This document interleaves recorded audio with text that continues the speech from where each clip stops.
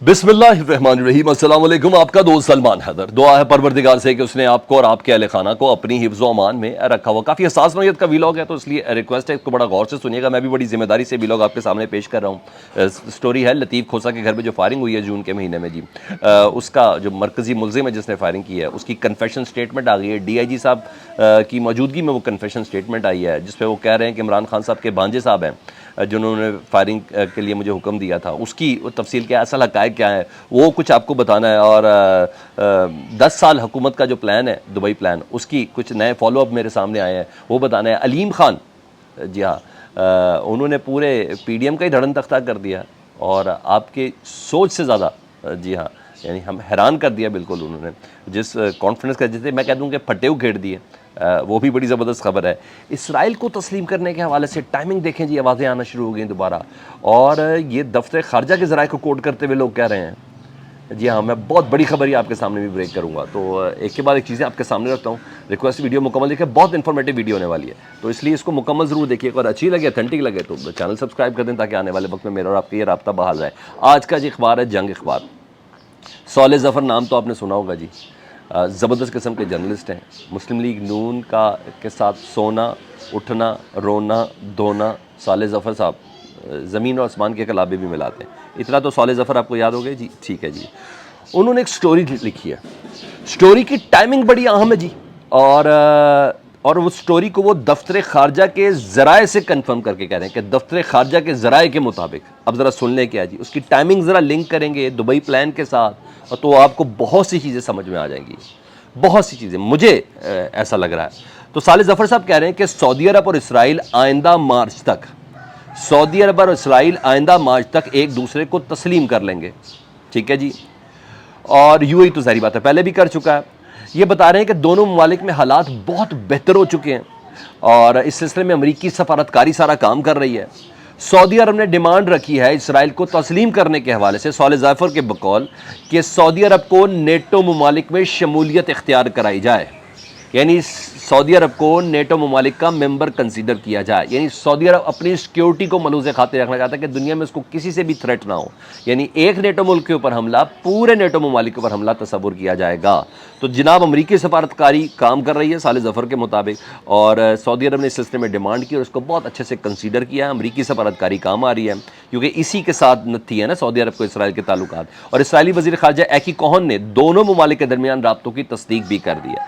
अच्छा, बड़ा बारीक पॉइंट है जी, इसके साथ उन्होंने जो जोड़ा है सालेह ज़फ़र साहब ने, उन्होंने कहा अगर सऊदी अरब ने आइंदा मार्च तक इसराइल को तस्लीम कर लिया, जो कि कर लेना सऊदी अरब ने कर लिया, तो पाकिस्तान भी इस पेशरफ्त का मुस्बत जायजा लेगा। पाकिस्तान इस पेशरफ्त का मुस्बत जायजा लेगा, यह है जुमला बेसिकली इसके अंदर।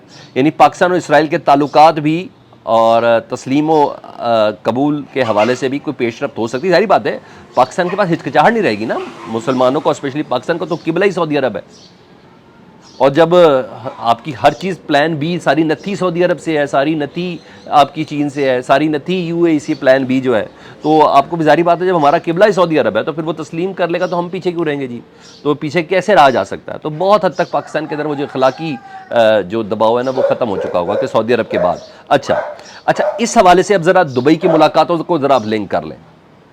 जब आप दुबई की मुलाकातों को लिंक करेंगे तो वहाँ 10 साल का प्लान बनाया जा रहा है, अभी आना है मैंने उस डिटेल के ऊपर। वहाँ 10 साल का प्लान बनाया जा रहा है, मसाके मुईशत करके तमाम स्टेक होल्डर्स उधर मौजूद हैं, कई तसल्लियाँ और तशफ़ियाँ भी उधर हो सकती हैं। तो ऐसा हो सकता है कि कई यकीन दहानियाँ उधर कराई जा रही हूँ, और IMF का कर्जा इसके साथ नत्थी हो सकता है, ठीक है जी, और मईशत इसके साथ नत्थी हो सकती है। जो प्लान बी के हवाले से, जो मईशत के हवाले से जो काम होना है, जिसमें कहा जा रहा है कि उसके बाद पाकिस्तान की मईशत ऐसे दौड़ेगी जैसे दौड़ने का हक़ है, तो बहुत सी चीज़ें इसके साथ मशरूत हो सकती हैं। तो ये टाइमिंग सालेह ज़फ़र की खबर की और वजारत ख़ारजा के दफ्तर ख़ारजा के ज़राए के साथ कोड करना, ये हर लिहाज से गैर मामूली है जी, हर लिहाज से गैर मामूली है। चले मैं इसको दूसरी चीज़ों से भी जोड़ देता हूँ जी। दुबई प्लान, जी हाँ, उसकी यार फॉलोअप ज़रा ले लें तो आपको बहुत सी चीज़ें नजर आएंगी। खबर है कि जी ग्रैंड चार्टर्ड के तहत नून लीग और पीपल्स पार्टी में मसाके मईशत हो गया है, तकरीबन 90% इसके नुकात पर इत्तफाक हो चुका है मसाके मईशत के ऊपर जी।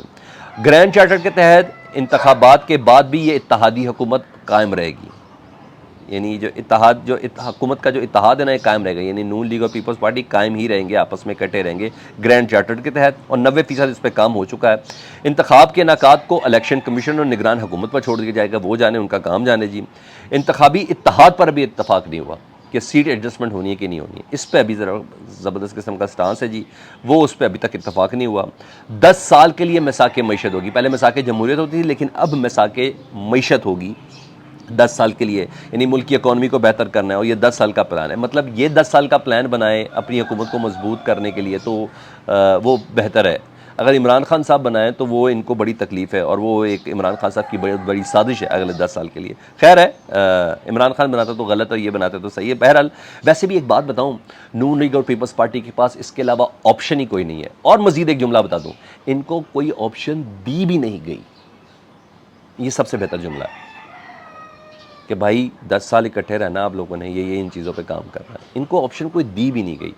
वीकेंड की मुलाकात, मैं बार बार कहता हूँ, वो जहन में रखिएगा, जो वीकेंड की मुलाकात हुई है ना, सैटरडे की शाम की, वो जिसको मीडिया ने रिपोर्ट नहीं किया, वो बड़ी अहम है। तो इन्हें कोई ऑप्शन दी भी नहीं गई, तो सही है। और इसके अलावा इनके जो स्क्रू टाइट हैं, वो भी साथ साथ बड़े मज़ेदार तरीके से कर रहे हैं। वो कोई और नहीं कर रहे, वो अलीम खान साहब कर रहे हैं, और पाकिस्तान इस्तेहकाम पार्टी के जो सदर हैं। और कल उन्होंने एक इंटरव्यू दिया, उसमें बड़ी बारीक बातें की। वो कहते हैं कि इमरान खान ने, पिछली हुकूमत ने बेड़ा गर्क किया मुल्क की मईशत का, और रही सही कसर पीडीएम ने पूरी कर दिया। ये अचानक तोपा का रुख पीडीएम की तरफ क्यों चला गया जी? अब इनकी अलाइनमेंट भी तो सही रखनी है ना, ये पीपल्स पार्टी और नून लीग की, तो उस अलाइनमेंट को दुरुस्त किया, उनके स्क्रू को टाइट रखने के लिए एक पावर तो चाहिए ना। इमरान खान को तो उन्होंने बिठा दिया एक साइड पे, तो वो क्या है? तो वो ये कह रहे हैं कि जी पीडीएम की तरफ जो उन्होंने किया, उनका कहते हैं कि ये अब जो मईशत की रही सही कसर है ना, वो पीडीएम ने बेड़ा गर्क जिसका किया। भाई ये कल तक तो इत्तेहाद करना चाहते पार्टी बनते ही, जहांगीर खान तरीन की मुलाकात भी हो गई थी, ये अचानक क्या हुआ है? ये तमाम मसाइल की वजह पीडीएम को क्यों डिक्लेयर कर रहे हैं जनाब? यही है वो बारीक पॉइंट। वो कह रहे हैं हमने किसी से सीट एडजस्टमेंट नहीं करनी, अलीम खान साहब कह रहे हैं। तो कुछ तो है ना सर अलीम खान साहब के पास। और वो कह रहे हैं बल्कि वज़ीर आज़म को उम्मीदवार भी हमारा होगा, और वो जहांगीर खान तरीन होंगे। सर इतना कॉन्फिडेंस? अभी अभी ताज़ा एक जमात आई है, उसका स्टांस इतना तगड़ा, उसकी गुफ्तगू इतनी तगड़ी, और बड़ी मानी किस बात है, ताज़ा जमात के अंदर से इस तरह की बात आना, तो ये बहुत ही अहम है। अब आऊँ ज़रा लतीफ़ खोसा साहब के घर पे फायरिंग के हवाले से। जी, लतीफ़ खोसा के घर पे फायरिंग हुई थी, और इसी महीने हुई थी। उसका ड्रॉप सीन हुआ है, या मैं कह दूं कि ड्रॉप सीन किया गया है। कल आपको ये तो पता है कि पुलिस की मौजूदगी में किसी कन्फेशन स्टेटमेंट का वो मानी भी नहीं जाती, लेकिन एक शूटर के साथ खड़े हैं जी डीआईजी ऑपरेशन जी, मोहसिन उर्फ लंबा बता रहा है, वो उसकी वीडियो ऑडियो भी मैसेज आ गया हुआ है, उसका ऑडियो की कन्फेशन स्टेटमेंट भी आ गई है। उन्होंने वज़ीराबाद की आ गई थी, तो ये कौन सी है उसी वक्त। तो मोहसिन उर्फ लंबा समनाबाद कहते हैं, मैं समनाबाद बस्तामी रोड का रहने वाला हूँ। तस्लीम किया उन्होंने कि लतीफ़ खोसा के घर पर फायरिंग ज़ुबैर न्याजी ने किया। ज़ुबैर न्याजी इमरान खान साहब के भांजे हैं। उन्होंने कहा ज़ुबैर न्याजी के कहने पर मैंने लतीफ़ खोसा साहब के घर में फायरिंग की थी, ताकि वकला और गवर्नमेंट के दरमियान को फटा क्रिएट किया जा सके। और उस साथ उन्होंने ये भी कहा अगला टारगेट मेरा वो था एतजाज़ एहसन साहब। और वो कहते हैं मैंने फायरिंग की, 10 लाख रुपए का वादा था, 1 लाख मुझे दिया गया था, बाकी मुझे पैसे नहीं मिले। बड़ी बात है जी, और बड़ी बारीक बात है। मतलब मामलात मज़ीद ख़राब होने जा रहे हैं। अगर ये किया तो तब पीटीआई के गले पड़ जाएगा, अगर नहीं किया और पीटीआई के गले डाला गया तो तब भी मसला है। तो बहरहाल इस हद तक बात पहुंच चुकी है,